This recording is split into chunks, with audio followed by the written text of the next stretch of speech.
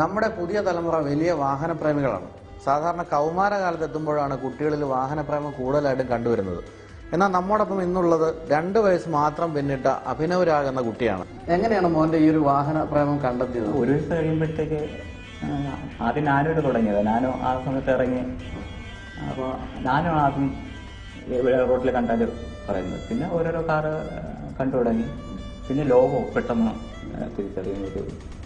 അതിന് 5-6 എണ്ണം. പിന്നെ എൻ്റെ താല്പര്യം കണ്ടപ്പോഴത്തേക്ക് പിന്നെ കൂടുതൽ ഞാൻ ഡൗൺലോഡ് ചെയ്ത് കാണിച്ചു കൊടുത്തു. ഒരു പ്രാവശ്യം പറഞ്ഞു കൊടുത്താൽ മതി.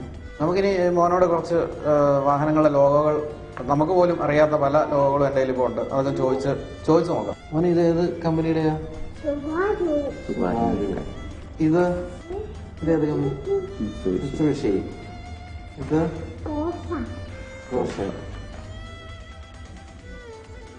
ഇതോ? ഇതോ?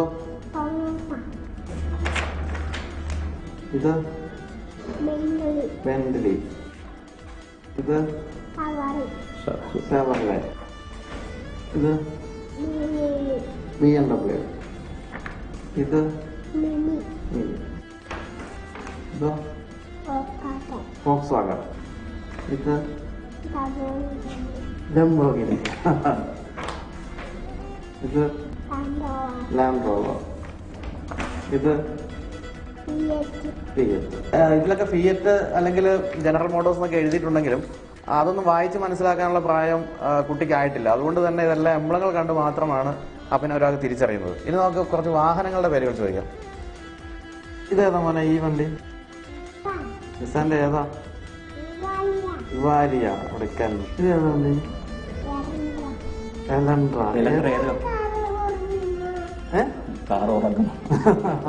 ഇത് ഏത് കമ്പനിയുടെയാ? ഹുണ്ടായി. ഇതേതാ?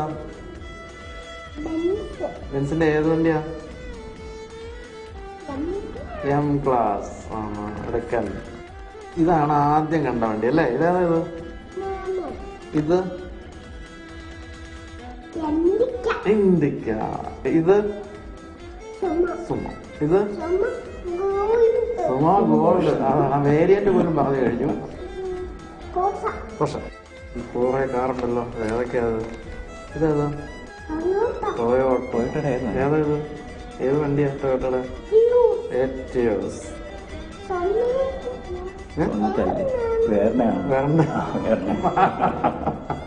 ഇത് ഫിയസ്റ്റ. ഇത്രയും വാഹനങ്ങൾ പെട്ടെന്ന് കാണിച്ചപ്പോൾ പോലും അഭിനവ് അത് കാണിക്കുകയുണ്ടായി.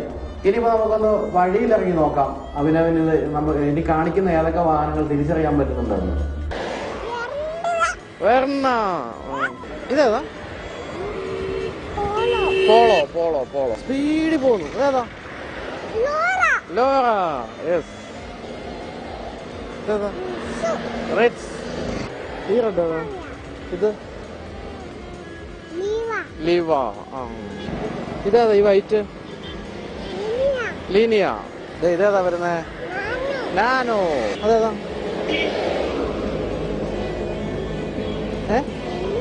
ഇൻഡിക്ക. ഇതേതാ? ഡസ്റ്റർ.